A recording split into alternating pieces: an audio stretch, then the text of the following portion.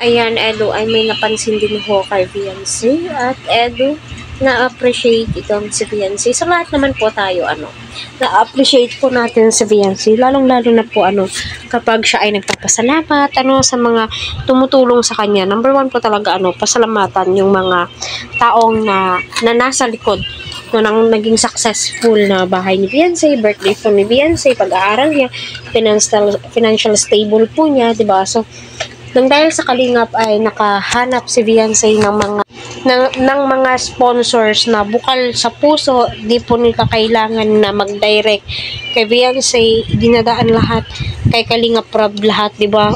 Bihira lamang po yung ganyan. Although meron man, pero inayawan ni Viancy.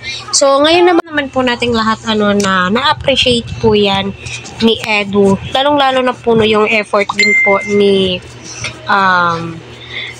Viancy, sa kanya, lalong-lalo na kapag siya ay nagbibigay ng regalo, natutuwa nga po itong si Eds, which is, alam naman po nating lahat na na-appreciate po yan ni Kalingap Edu.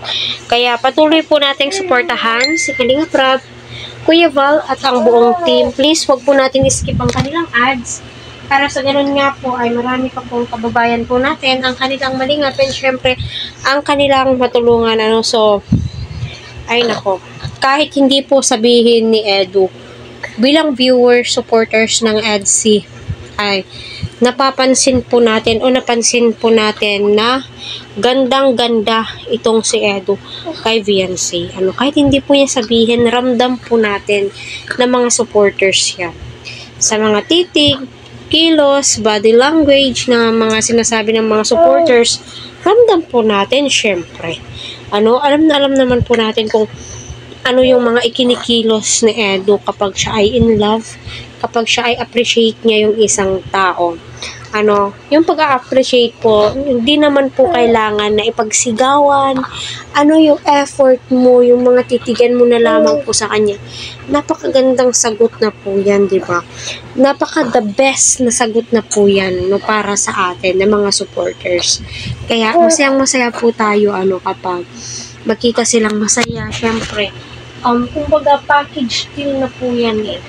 Diba? Yung support nila sa isa't isa, yung, kumbaga, sabi nga po nila is, napaka-compatible po nilang dalawa, diba?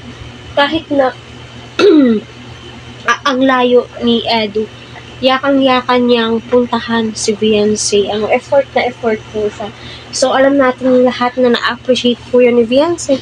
And especially si Eds, appreciate po nila ang bawat isa. So, kailangan din po natin i-appreciate at magpasalamat sa mga taong nandyan, di ba?